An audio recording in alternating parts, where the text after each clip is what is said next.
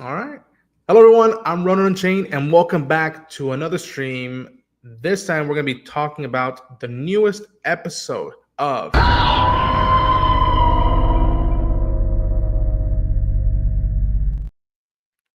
Story Goes On. And folks, I have another big Alien fan that I know. I've been dying to talk to him in a live stream about this, and you may have seen him in my first two episodes reaction that you can go check out on the channel. I have with us Jarrell Alexander. How you doing, Jarrell? Doing good, doing good. I am I got a lot to say about this one. And yes, folks, so just a heads up, like I always tell people that we are going to be talking spoilers. So if you have not seen the episode, please go watch the episode and then come back and hang out with us. And we'll get into it as quickly as can. But I'm going to say this, that you can go watch my reaction, my thoughts, my reaction to my channel, and go watch my small review on Team GVS's channel that we put up there. And I really dug this episode. I was fascinated by the shift of point of view, and for me, I love how I felt paranoid, even though the main element of paranoia and fear was moved off the board for now, early on in the episode. And I just found it fascinating where we were going forward. But I want to hear Jero's thoughts on the episode and how does he feel about the series as a whole right now. So first, Jarrell, how do you feel about the third episode, the newest episode out of FX new show by Noah Hawley, Alien Earth?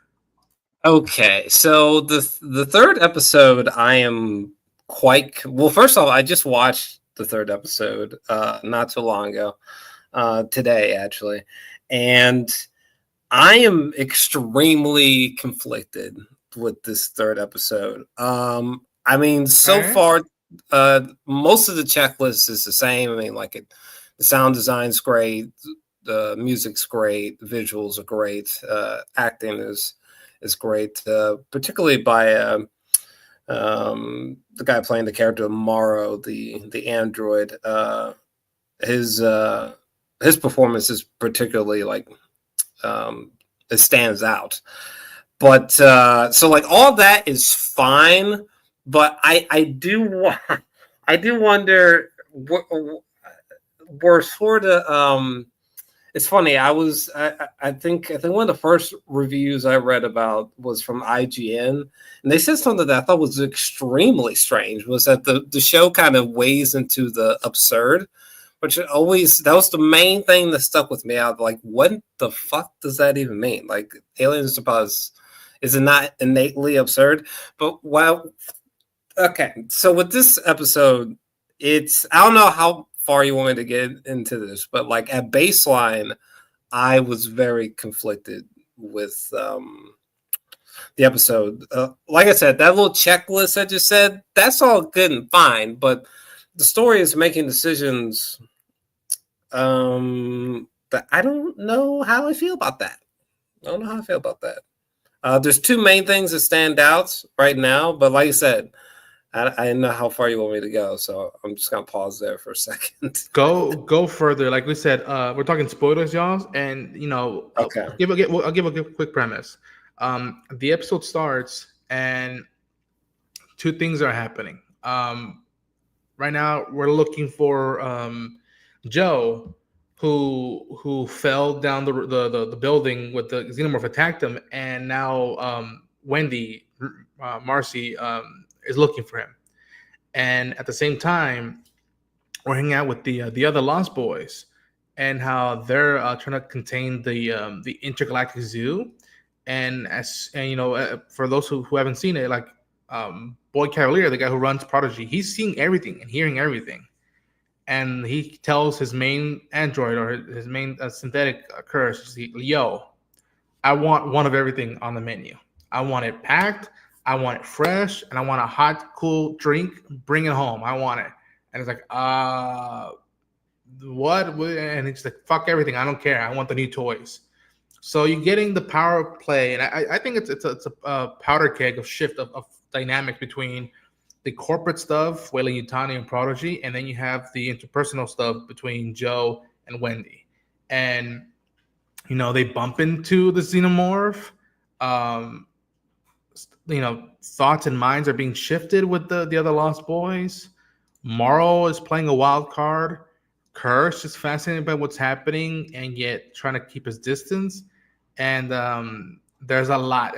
This episode went fucking wild in my opinion. And yeah, again, I'll save my thoughts later on, more deeper ones. But I've been very eager to see what Joro has thought about it. So release it.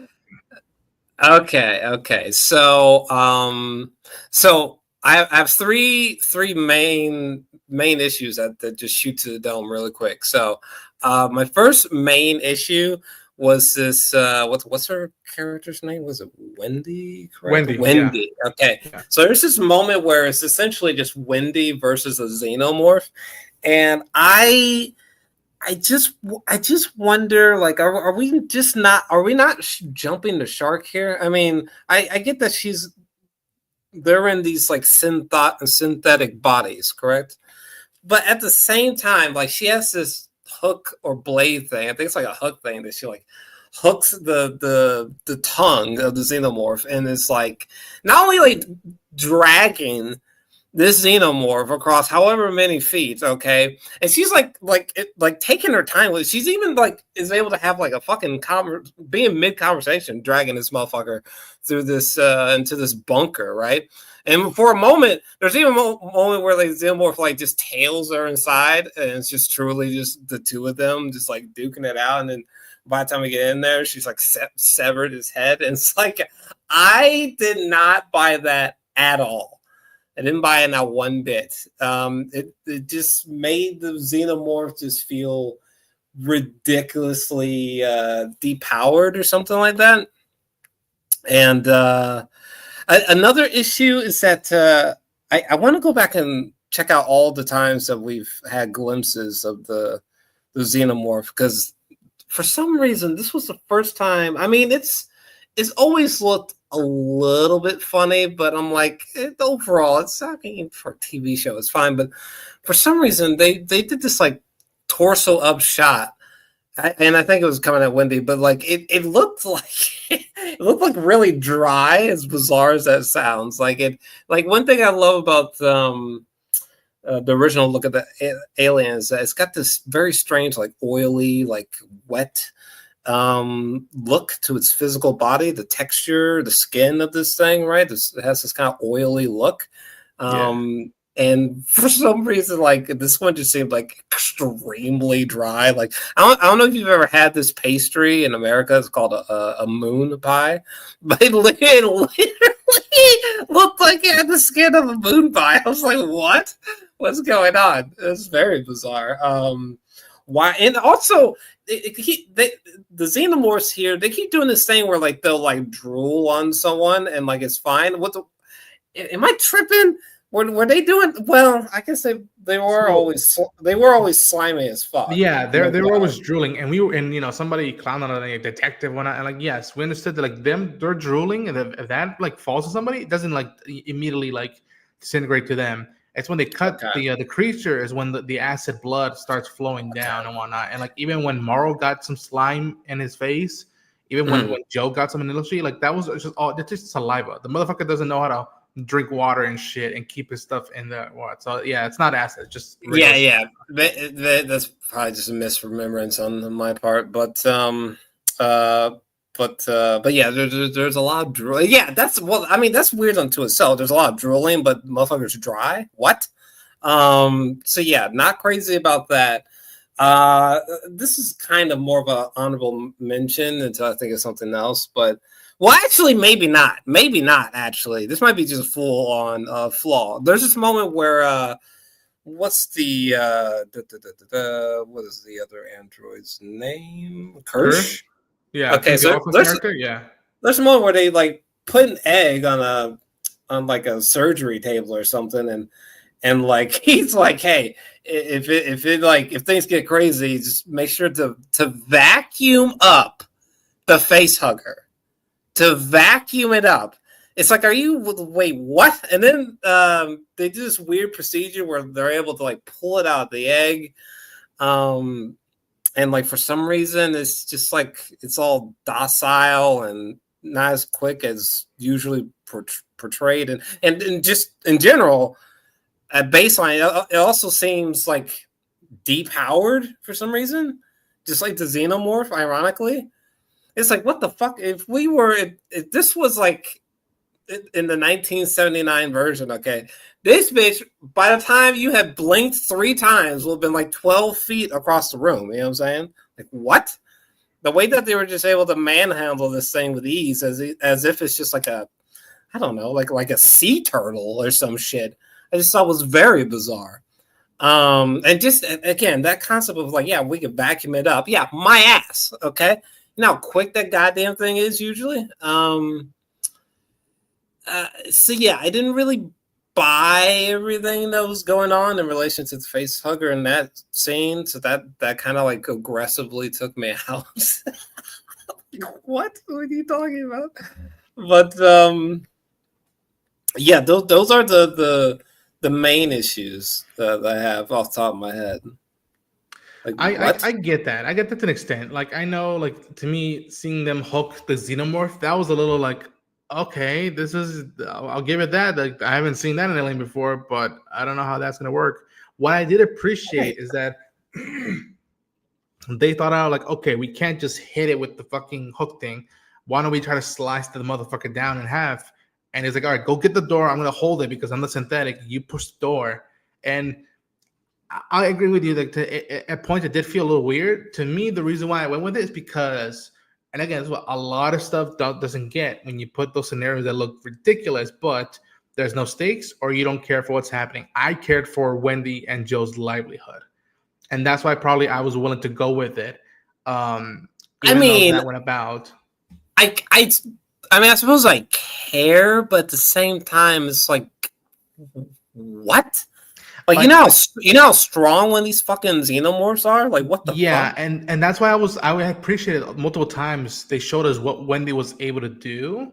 Or I was like, okay, this isn't too out of the realm of possibility, because if she could jump out of a cliff and land perfectly and run straight, if she can push a big like forklift door out of the way, if she can just take off, the cutting blade and just use it as a mini katana. Like that was plausible. I'm like, all right, I'm with it and I buy it. But she's dragging this motherfucker like what was it, like more than 50 feet or some shit? Like, it was a good ways away, right? And this motherfucker, it has a tail. It has a tail. Like, it's fast. It's fast as fuck. It's very agile. Like, and that's why I was wondering, well, how come they didn't use more with the tail? Because right before that, Joe gets injured, and I'm going, fuck, no, not Joe. And then you're like, okay, they're holding it back, and I was wondering if they're gonna do more with the tail. Like, all right, much like in Aliens, where the Queen uses the tail as well, not just the face, the face biting tongue. But as soon as the door closes, I was just like, wait a minute, she still has the mini katana, or shoto, whatever. And I'm like, all right, she could use that. And it wasn't until this, I'm like, oh shit, it fucking worked. But this was the first time an android, as far as I know, because I haven't seen all of the Alien movies. I've only seen the first 2 and a little bit of Alien 3, which I have my thoughts about. Sure. That like most of the androids are usually in service of Weyland-Yutani and don't want to kill the animal or the creature, or or just assisting. This was the first time an android, a synthetic now, was thinking on her own and had a goal. It wasn't about like, oh, I'm the new model. I better be ready for release date. We got to show what Prodigy is selling. No. My brother is still alive. He knows I'm still alive. I'm not fucking letting this thing take out of us without. If we're gonna go down, we're gonna go down swinging. And that's why I appreciated, these moments that like she was the one to take it out, but also the shockness that he kept telling her at the beginning. Like when she went, she's like, "Let me go. You gotta go." And she says, "I'm not a kid anymore." But she cuts the head off the Xenomorph, and she's bleeding, which means she got taken down. If that's where I feel like, all right, at least thank God they noticed. Like, all right, you might have taken this thing down, but it wasn't an easy task, and it came with a cost where she got injured.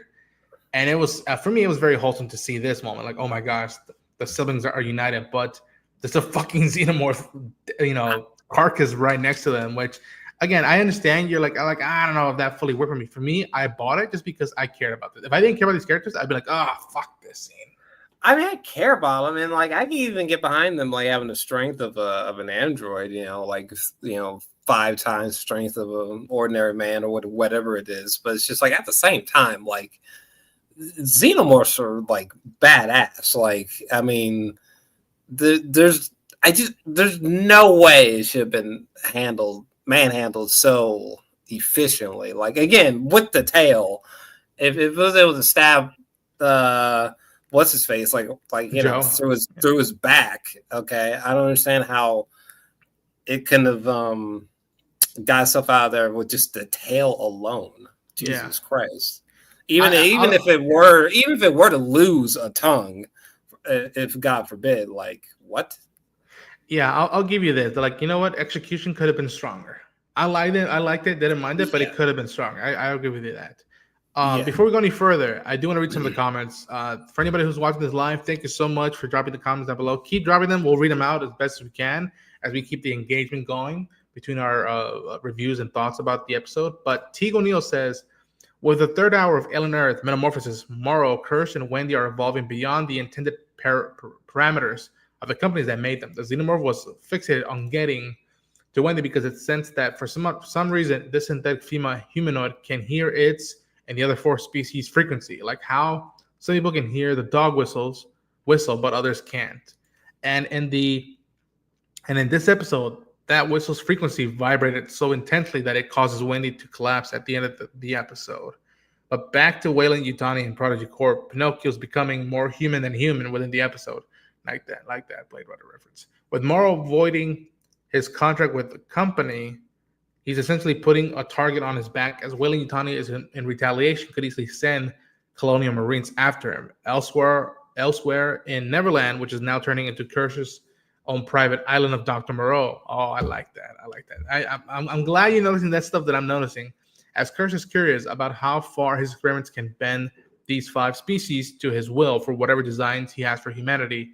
And now at last, we come to Prodigy's mobile storm, Wendy, whom the more you see and how she behaves can easily be compared to that of a queen, and how protective of her brother and the other hybrids as her own personal nest. Yes, I think that by the end of the third hour, it's apparent that Kirsch and the other hybrids that are not Wendy are going to be nothing but trouble going forward. More problematic than the companies playing cutthroat monopoly. I agree with you, Teague O'Neill. Here's Journey says, sorry, cannot watch. I am not caught up with episode 3, but I will give you another shout out on my Alien Earth reactions. Good luck and have a good day. Bye. Thanks, Here's Journey. Good luck, man. Key Playmaster says, just here to say hello, Ronan, Jarrells. Hey, Jeffrey. Hopefully, I'll see you in the comments or and on Council Creators in about 40 minutes or maybe within the next few hours. But yeah. So Xenomorph attacking, gets taken down. Dude. Yeah. After this crash, shit is changing. Cavalier wants the new shiny toys. Curse is on the mind of like, what the fuck are we doing? We're about to release, the new iPhone. The kids are going, what the fuck? How come we're not important? How come we weren't, we're not special? We're not the favorite ones. How come she gets to be Wendy? There's a shift in dynamics of these kids being thrusted into adulthood bodies and adulthood scenarios and situations. How did you feel about all this? Because to me, I love that I had fun with that Xenomorph battle. To me, the points of views of all of them going, wait a minute, should we be doing this? Should I be doing this? Am I doing this? Or am I being allowed to make my choice? How did you feel about those aspects? I thought it was fine. I thought it was fine. Yeah, I don't even know what really. I was pretty indifferent to it. I mean, it wasn't really like bad or anything, but I thought it was a okay direction to go in. These kids are starting to really question the reality of the situation that they're in, and the character, what is it, Boy Cavalier, sort of further explains that, like, he wanted these kids in these synthetic bodies because of their imagination, of things they could possibly do from their intellect, from their imagination, could be unlike anything else someone other could do. in their place. So I guess fair enough. But yeah, I thought that was fine. I thought it was okay. How do you feel about Curse now, dude? Because like Tegan O'Neill said about the whole Island of Dr. Moreau vibe, which I'm like, dude, I'm seeing him like when he gets the orders of like, I want the zoo, no excuses. You're acting and you're talking like a human. You see him like observing this and be like, I'm in charge now.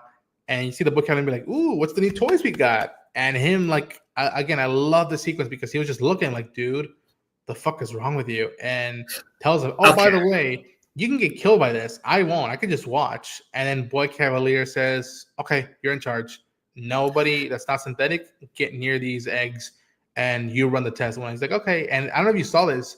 As soon as Cavalier gave that order and gave carte blanche to Kurz had a smile on his face. Almost like I got him by the balls now. How did you feel about how do you feel about the dynamic between Kurz and Boy Cavalier now? So well, first off, I love Timothy Olyphant. He's he feels like a weirdly underrated actor for some reason because he's never been like, you know, in some like leading like some $2 billion film or something like that. He's pretty low key, but he's fantastic though. That being said, though, this character, this android he's playing, Curse, that's another thing that I really noticed this episode, because this episode sort of fixates or his character spotlight gets bigger in this episode, and I kind of feel like his character's kind of just blah so far.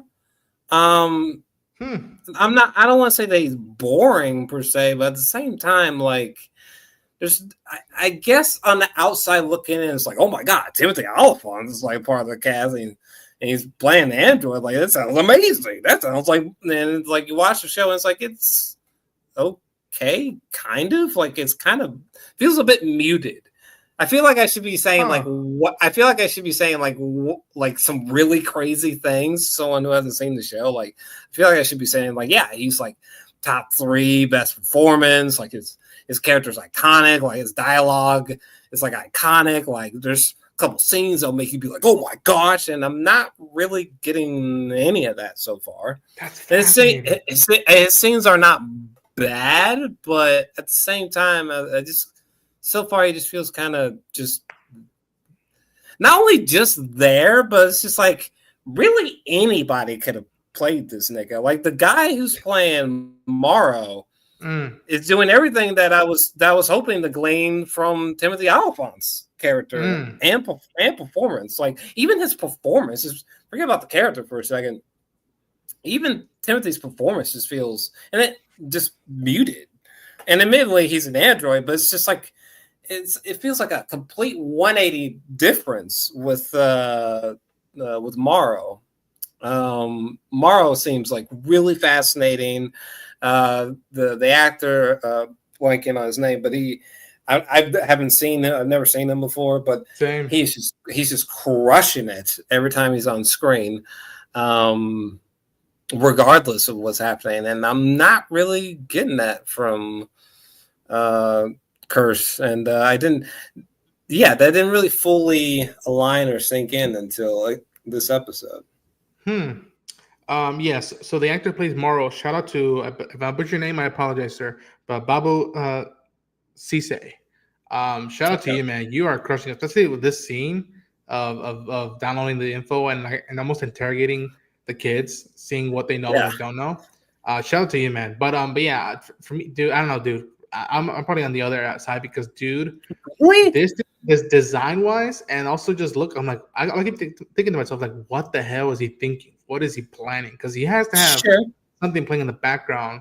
And I liken their dynamics between Kirsch and Boy Cavalier. I liken too, and again, it's probably a bad comparison. It reminded me a little bit of in Django Unchained when you have Leo DiCaprio's Calvin Candy, and then you have Sam Jackson's Steven, and you see how like, okay, Candy might own the place, but Steven runs the place. He's the top dog who tells people what to do and how to do it. And like I found that fascinating seeing them now, and like I even love how he posed the question, was it worth it? And Boy Cavalier was like, what? Risking 10 years work for the shiny new toy. And again, Boy Cavalier being such a punk rock kid, be like, oh, you guys are so uptight, so emotional about this stuff. Like, we just got a Sure. new cool toy from the enemy.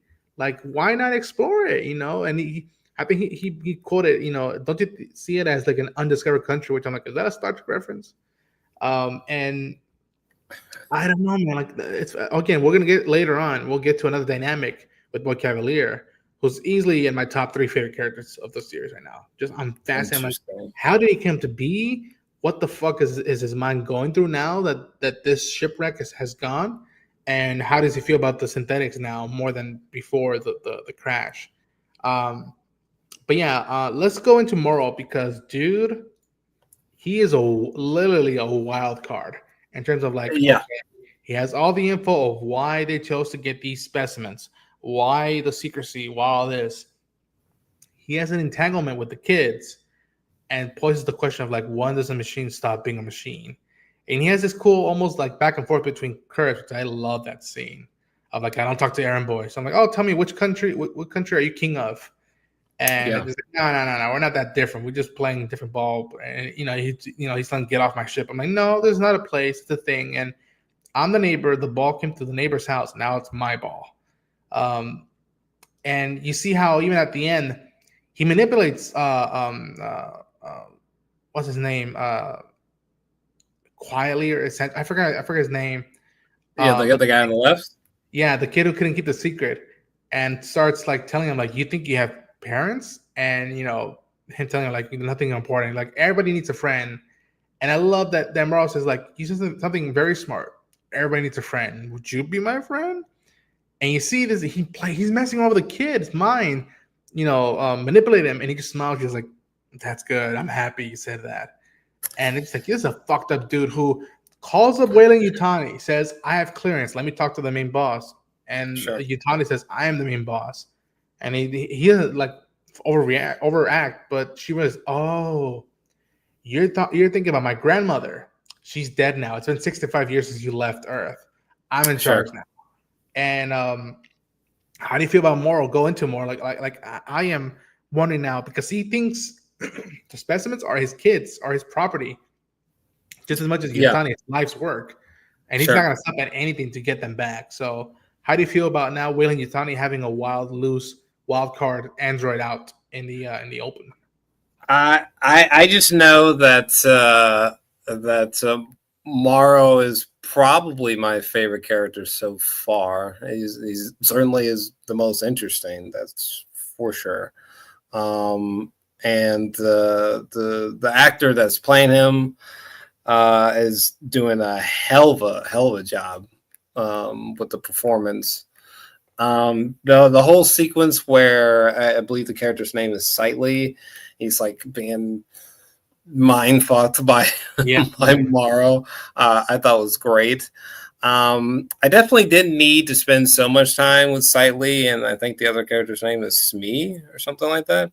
Didn't need to spend so much time with them just because like they are quite literally not the brightest like little children.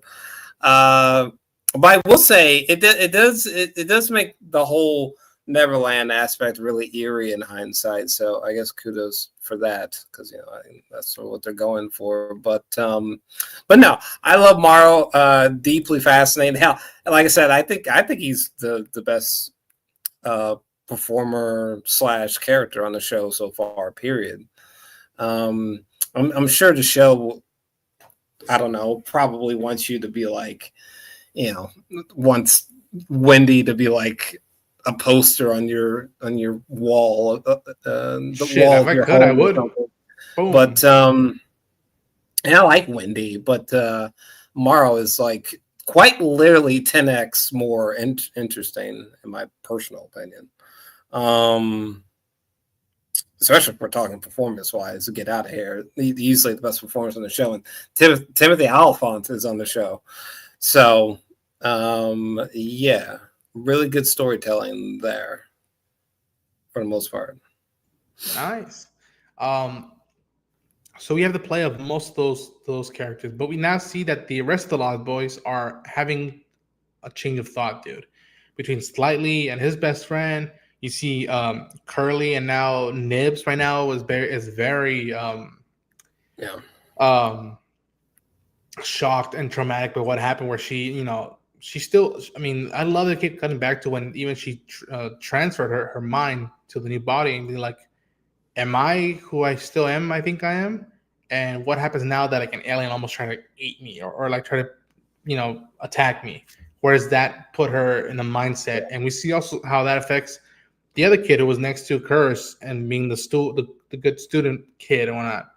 And then you see Curly now taking a little bit of charge, where she goes and asks Cavalier of like, why is she your favorite and whatnot. And I love this was probably my favorite scene of the episode.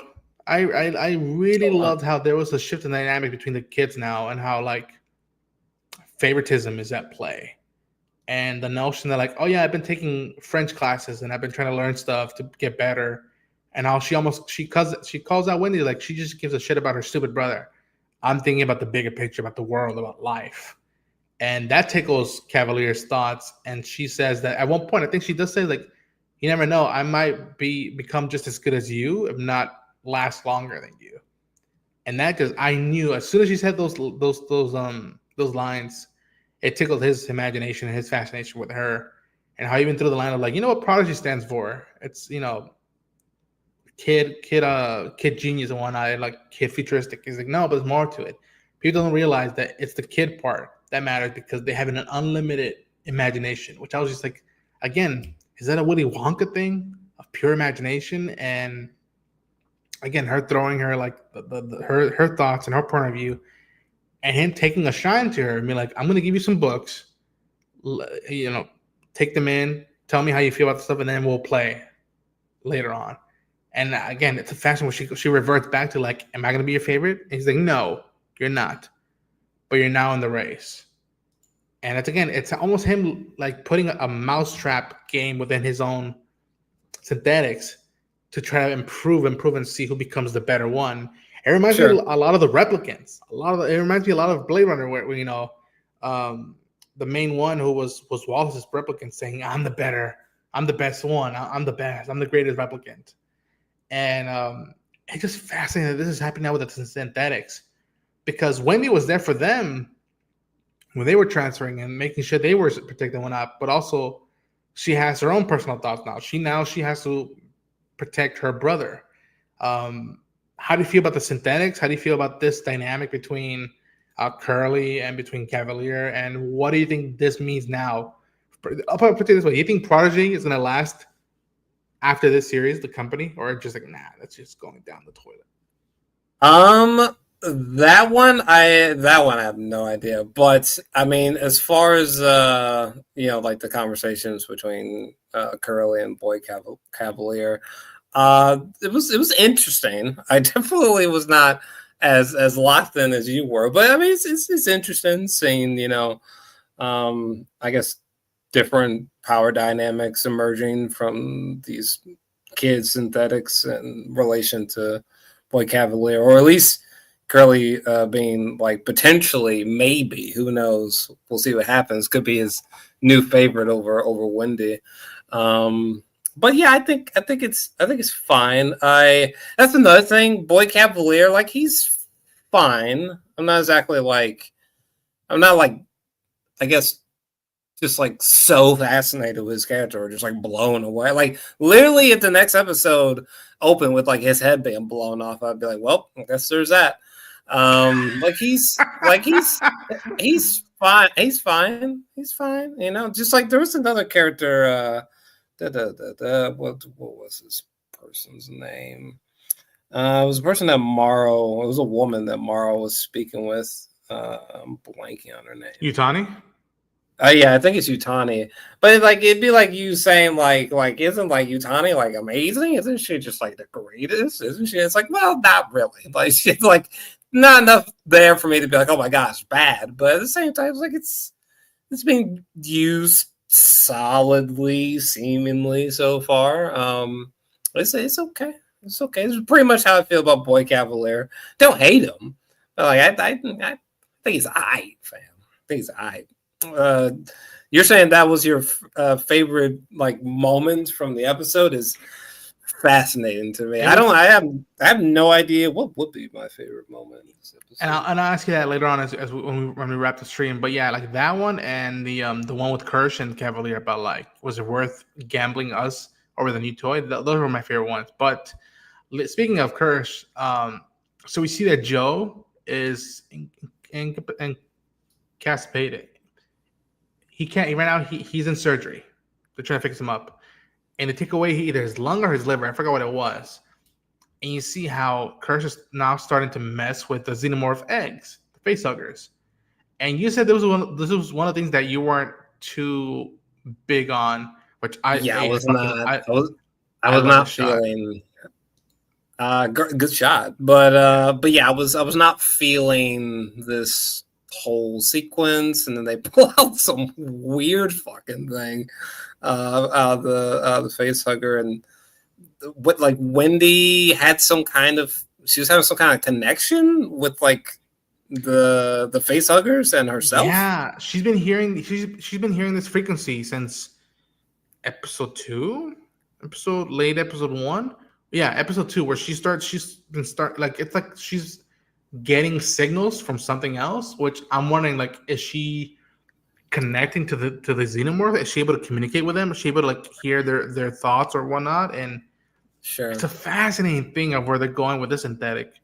But yeah, how come you weren't too crazy about this scene? What was it about? Because I love that there was a fascination of just like learning more and more and more, even though these android synthetics know this is dangerous. It's like, let's just keep fucking around. Let's see what we can find and what we can learn from this.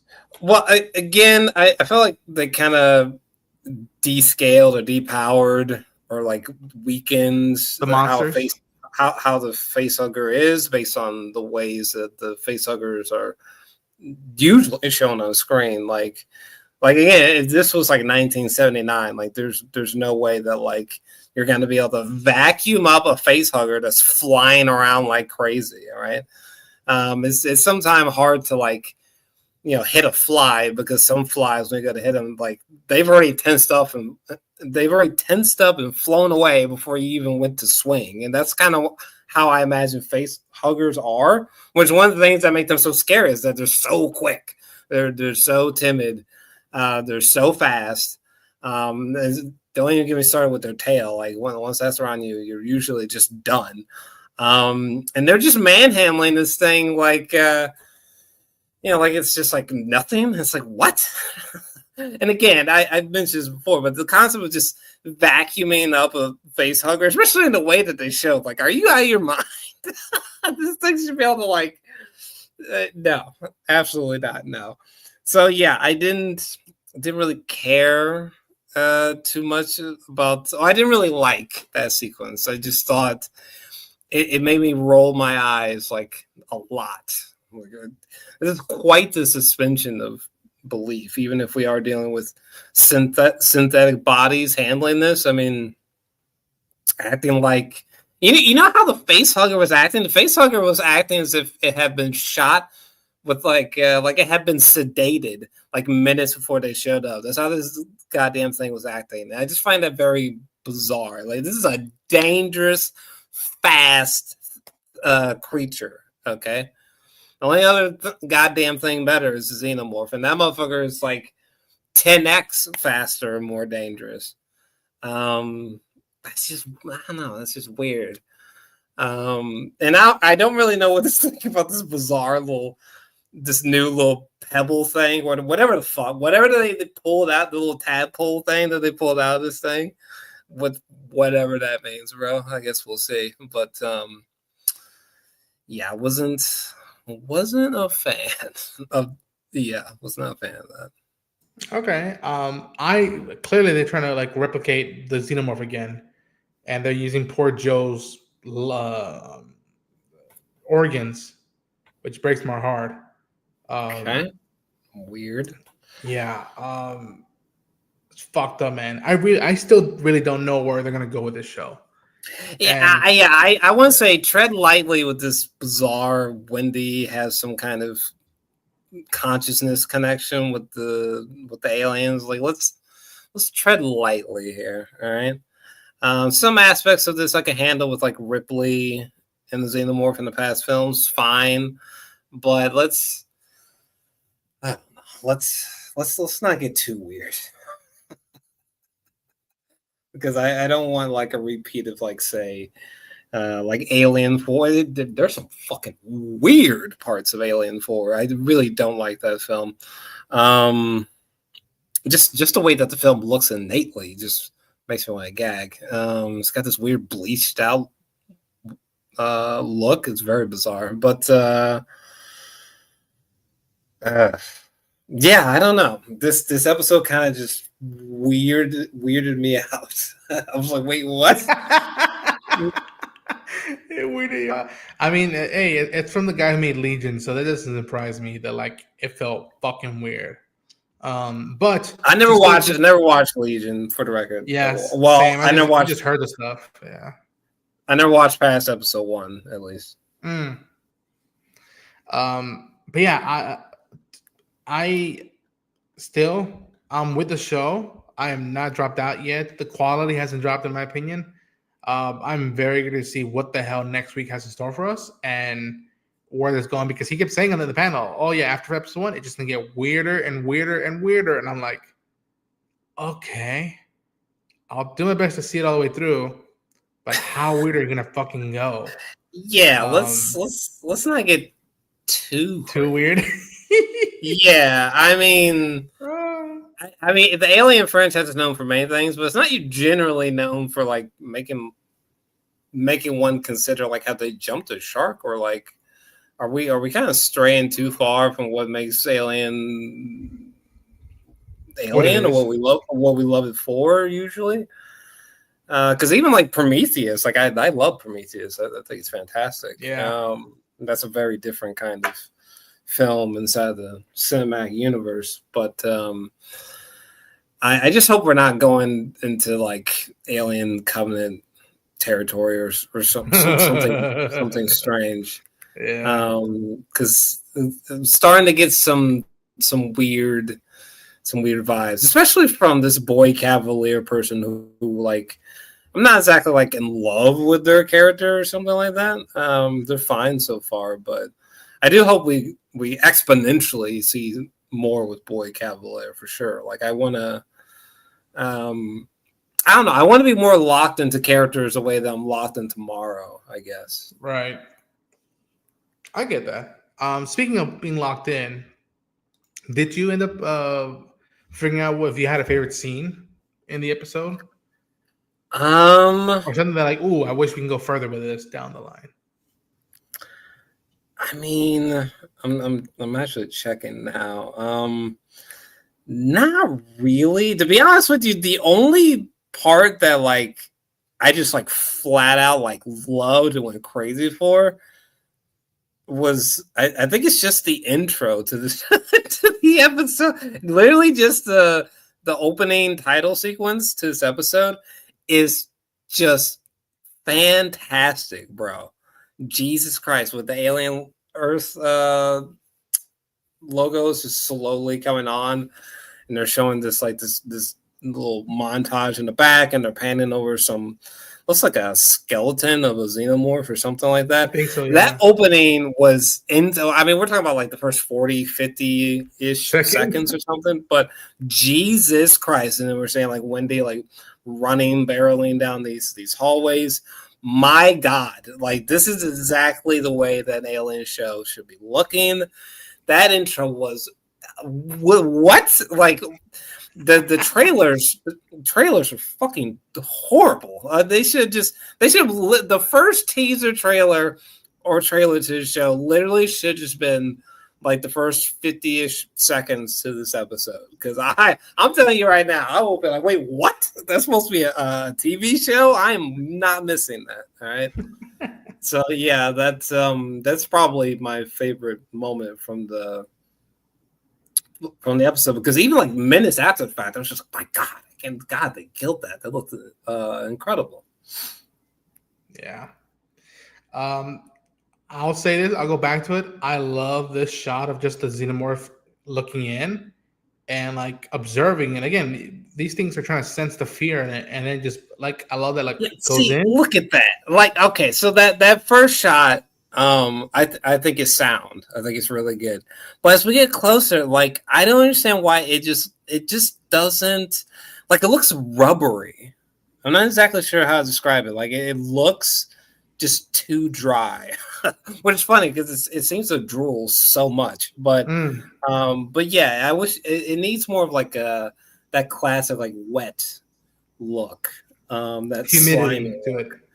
Because it I guess I don't know, it just makes it seem more alien, whereas this kind of feels like a really, really, really advanced cosplay or something. I don't know, and I know that they're working with some kind of physical robot thing. I saw like a second of behind the scenes footage, and I was like, Jesus Christ! But so impressive. This is such a super fan thing to say, but like it's not wet enough. It's not moist enough, and it genuinely bothers me. I'm sorry. Okay, I love Alien. What do you want from me? Yeah, I think what I remember of those Xenomorphs was just because they were in a ship, and the ship was always throwing smoke, and there was bodies. That's why there was humidity of it. But I get that detail. I get that nitpick detail that you have on that one. Like I understand that. Yeah, I don't know that too many. I don't know that too many Alien fans should necessarily disagree on that one. I mean, come on, like he shouldn't look like some kind of polished statue, like leather, brand new car leather seat or something like that, which is literally what it looks like. It's very bizarre. Yeah, throw some slime on that hoe. Some slam on that. All right, so yeah, we'll start wrapping things up about our coverage of this episode. I'm thinking if I forgot anything else. Again, I just love that we get minor scenes between the heads of the corporations, but it's the minions of each corporation saying so much about them and how their perspective, and we're seeing how again the power play is just going. It's in a whiplash vibe now, and I really wonder if more of the Lost Boys start rebelling. I wonder if any of them are going to be able to meet their parents or their personal life again, and what does that mean for them? And I also want to take into consideration that like I love this scene where the two doctors who genuinely care for Wendy were like, what the fuck, man? Like, we shouldn't have done this. We just blew almost 10 years of work just because Boyd Cavalier, had a mood swing. And I love how even Cavalier tells him, like, grow a spine. Tell me how you actually feel about this. Because, again, the whole thing of this, the reason of him doing this is I want to be challenged. I want to have an interesting conversation with someone who isn't going to suck, be a sucker or just be a yes man the whole time. I love that even now, the people who are there watching over Wendy are just like, we made a mistake. This should not have gone down this way. We should have put it into it. But they said Wendy had a choice. She chose to go about this. I just appreciate that was addressed in some capacity. Sure. Yeah. Overall thoughts. I really dug this episode. I still think episode 2 is the strongest one. But quality hasn't dipped. I'm very eager to see how quickly these fuckers start fucking things up again, and what does that entail for this story? And then in the macro level, I wonder how this implication is going to start potentially shifting stuff that we know in the universe, if any. But if it's just a secluded story, and if it's Sixth Landing, I'll be happy with that as well. Yeah, Noah Hawley and his crew. I'll say again, we have our nitpicks here and there, but like Noah Hawley and his crew, they came to work. And sure. and for a show that, again, we still say it's not marketed as well as we would hope it would be, a show that like right before Comic-Con, I was wondering if when and if ever it was gonna appear. I like that. Like, all right, we're into it now, and it's just like, keep up with it. Try to keep up as best as you can with the show. But yeah, Jordan, any final thoughts on episode 3 of Alien Earth? Oh man, what would I like I said at the start, I'm pretty conflicted with this episode. God, what would I rate this episode? Wasn't bad, but good lord, it made some decisions that just took me back. I was just like, wait, what? But I don't know, maybe like 7 out of 10 for this episode. It's probably like a 7 out of 10. That's still a positive or good rating on my scale. So yeah, probably a 7 out of 10. I liked it, but it does make me wonder, like, could we potentially be walk into situations that are a little bit too bizarre or too weird for the Alien, live action universe. But other than that, I liked it. It was fine. I definitely favor the first 2 episodes. That's for sure. For sure. This was also directed by the director of the second episode, so I'm happy she still was able to swing and do her stuff on this show. Have you been listening to the podcast that they drop after every new episode? No, I didn't even know there was one until you just mentioned it. But I'm gonna start doing that now. Yeah. I do want to just quickly say, like, I really would love to like fall in love with like Wendy or Boy Cavalier or Kirsch. Like I hope that their narratives get a bit more strengthened, a bit more fascinating, or I don't know, urgent, or just something along those lines. I'm really curious to see what's going to happen with a lot of these new alien parasites or alien creatures. Curious where that's going, but yeah, I would love more from those particular characters, Wendy, Kirsch, and Boy Cavalier. Yeah, I would definitely like more from them personally. But especially Boy Cavalier, because isn't Boy Cavalier just like a weird zany like billion or trillionaire or whatever? I feel like he should be way more interesting. I feel like I should be like, I don't know, be saying like a bunch of like glowing things about his character, but I'm just not. So far, it's just intriguing, especially Wendy, who almost sometimes comes across as like, is she supposed to be the main character? And yeah, I wish I had more to like say about her. I like weirdly don't. It's just kind of, what are we, like 3 hours in to this show? Just a little strange, a little strange. Yeah. Funny enough, Wendy, Kirsch, and Cavalier, they're my favorite characters of the show right now thus far. But I agree with you that they got 5 more episodes left to just go deeper with these characters and make us care for them more than what we've seen of them thus far. And if you do so, I could see them not besting Ripley, obviously, because she's queen, but like being up there of like, you know what, they're the next best characters in this franchise. And I'll say this: 3 episodes in, you know what Alien should do? And I don't know if they've already done it already. I could be wrong. I don't know if you ever saw Terminator Zero, the anime from Netflix. No. That anime is the next best entry into the Terminator universe outside of T1 and T2. And I feel that, like, seeing this potential with these 3 episodes, I feel like someone in Japan or someone in the States who loves anime, and like when I say anime, I really mean the anime of the 80s, 90s, and what some of the best ones have done thus far in this century, and pitch something in the Alien universe and do an anime. Do the Colonial Marines, do something else, draw some Xenomorphs and to try that, because I like when we're swinging stuff now with these franchises and just experiment them.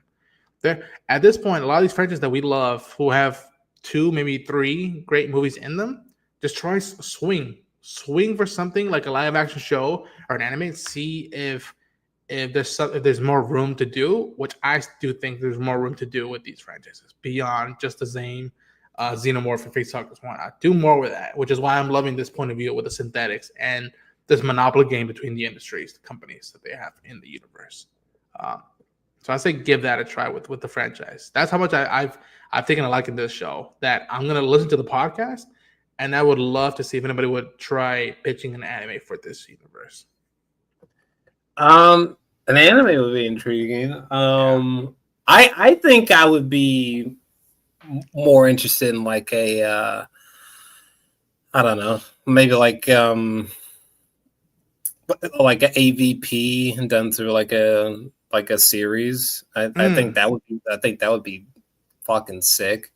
Because I think the OG comics are spectacular. So, I mean, obviously, like Fede Alvarez, like directing like an AVP movie, saying that IMAX would be the preferred route. But at the same time, though, I wouldn't mind like a really high quality, like fuck it, Fede or whatever, directing like the first 3 episodes or something, blah blah, of an AVP series. Like I think something like that could work, because I think Aliens vs Predator is a meaty enough concept to warrant like seasons or something. So I could get behind that. The anime would be fun too, but also something like a Final Fantasy like Event Children, that kind of like CG film route, I think could be fun for an Alien series as well. You could do some insane shit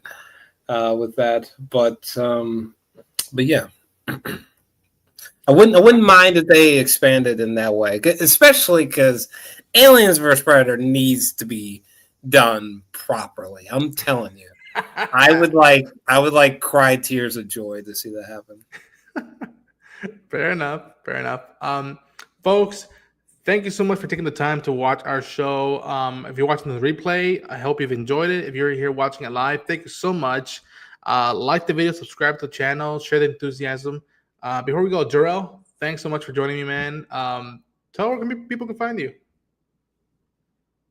It's my YouTube channel, Jarrell's Alexandria. That's how it is on the screen. That's like the best way to find out about me and my content, which I like sometimes do tiny little slivers of reactions, but it's mostly like reviews and other good stuff on my channel. So yeah. Nice. You can go watch our reaction to the first 2 episodes of the series on my channel at Run Chain. We're going to do our best to see if we can plan out. That way, Joe can come back and join the reactions again for episode 4. We just got to work out the details about that. But just please stick the landing. Just stick the landing. And I think we might have the next best entry in the Alien universe, in my opinion, if they stick the landing. Hopefully. That would be great, because it's been pretty great so far. And I'll say this to anybody: if anybody who worked on the crew of this show, or any of the cast or directors or producers who worked on the show, editors, cinematographers, if y'all are free, if you are down to talk about Alien Earth for like a full hour, please let us know in comments, message us on social media and whatnot. We would love to interact with anybody who worked on this show and just geek out about the making of and why we are huge Alien fans. And where does that go? But yeah, until then, folks, thank you so much for taking the time. Remember, no one can hear you scream in space or now on fucking Earth.